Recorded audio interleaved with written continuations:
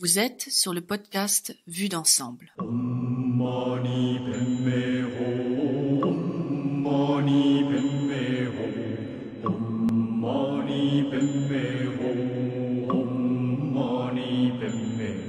Salut à toutes et à tous et bienvenue dans le podcast Vue d'ensemble. Je m'appelle Pascal Papillon. Aujourd'hui, nous abordons le 5e épisode de l'émission Santé positive par le yoga. Nous avions terminé le précédent épisode par les sciences de la vie et nous arrivons aux neurosciences.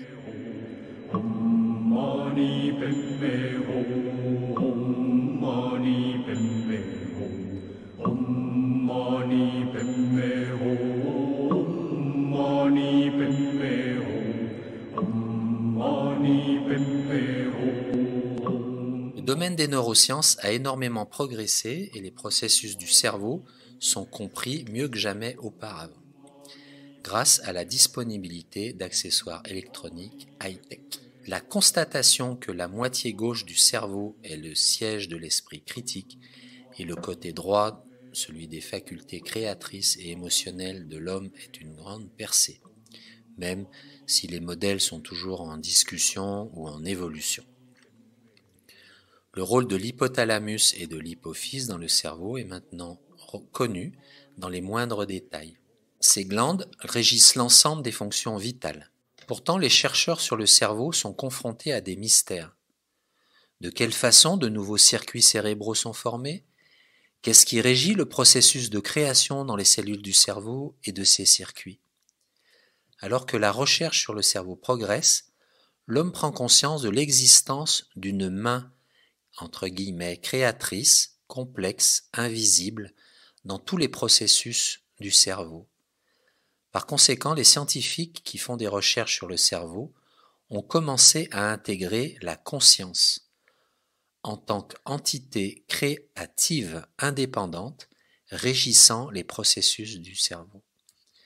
La vision traditionnelle du monde basée sur la matière affirme que l'esprit n'est rien d'autre qu'un processus complexe. Aussi, le mode actuel de fonctionnement du cerveau et de ses circuits est abandonné à contre-cœur et la recherche sur la conscience a encore un long chemin à parcourir. De l'évolution de ces sciences, nous arrivons à une transition. Dans les domaines de la physique, de la biologie, de la médecine et des neurosciences, nous nous trouvons dans une phase de transition. Tiens, à propos de transition, comment êtes-vous installé ? Ajustez le corps pour être confortable, approchez votre souffle pour le calmer ou l'écouter ou le sentir et le ralentir. Voyez comment vous pouvez continuer à être en écoute active et cependant détendue.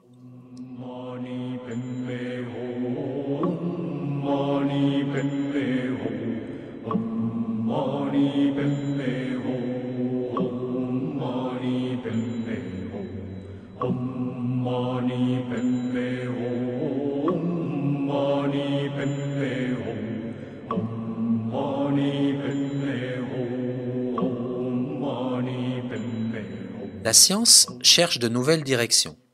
Une vision du monde, à la fois holistique et plus complète, est devenue la nécessité de notre époque.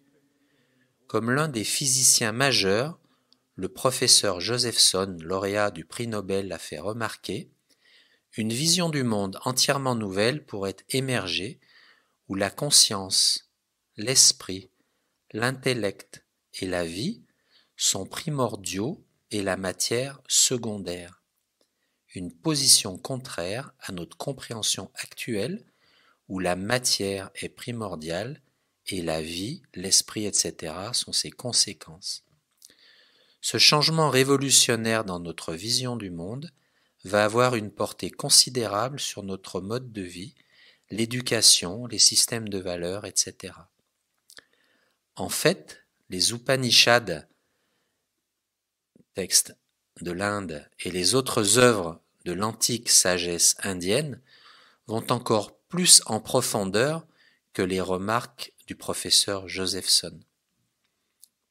Elles proposent une vision holistique du monde dans laquelle la dimension spirituelle de l'homme a toujours été en première place.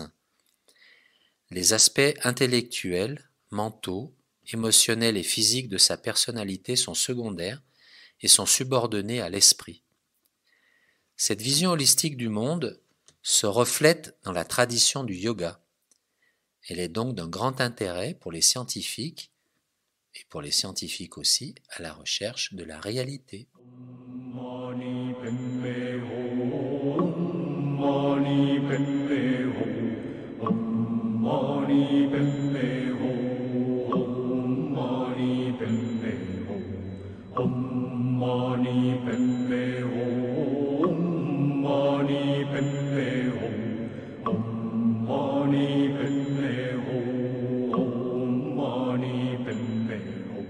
Une métamorphose sociale s'opère encore. Aujourd'hui, l'homme a fait un bond dans une ère nouvelle avec la science et la technologie comme base de la vie individuelle et de l'organisation sociale.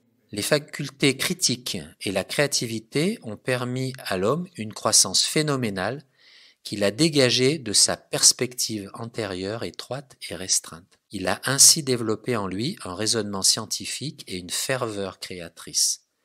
L'homme est devenu ouvert d'esprit et dynamique sur le plan intellectuel. L'organisation sociale a également subi une transformation métamorphique. Alors que les anciennes croyances aveugles, les superstitions, etc. ont été laminées, de nouvelles formes de comportement et de tradition ont été développées sur des principes scientifiques.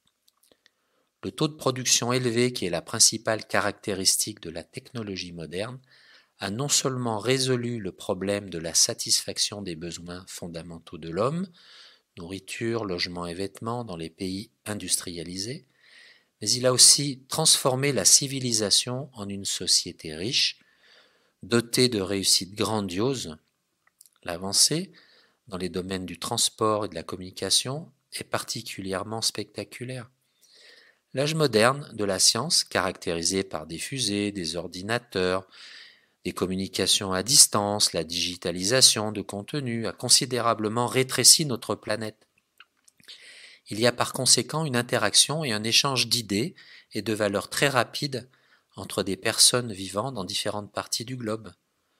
L'homme a élargi son spectre de compréhension et de perception grâce à ses prouesses dans le micromonde des particules fondamentales et dans son étude du cosmos, le macromonde. L'atterrissage de l'homme sur la Lune est une manifestation de cette connaissance et constitue une percée majeure dans son effort pour conquérir la nature. Ainsi, la vie moderne est extrêmement influencée par la science et la technologie.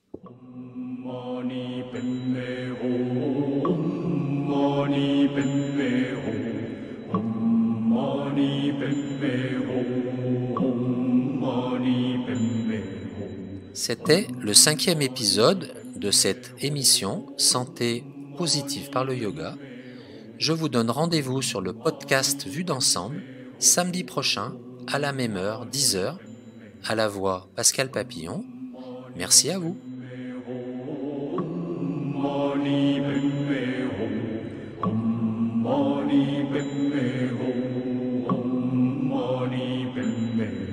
Si cet épisode vous a plu, n'hésitez pas à liker, à commenter et à partager. Nous vous donnons rendez-vous sur notre chaîne podcast que vous pouvez retrouver sur Apple Podcast, Spotify, Deezer, Google Podcast, SoundCloud, Podcast Addict et bien évidemment sur toutes les plateformes de podcast. Inscrivez-vous sur notre newsletter pour vous tenir informé des publications.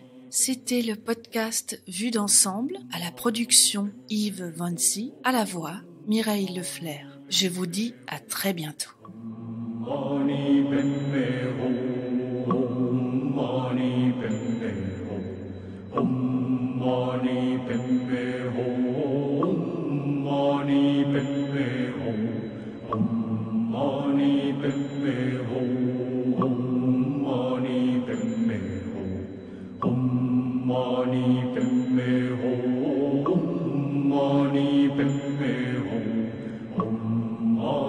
Padme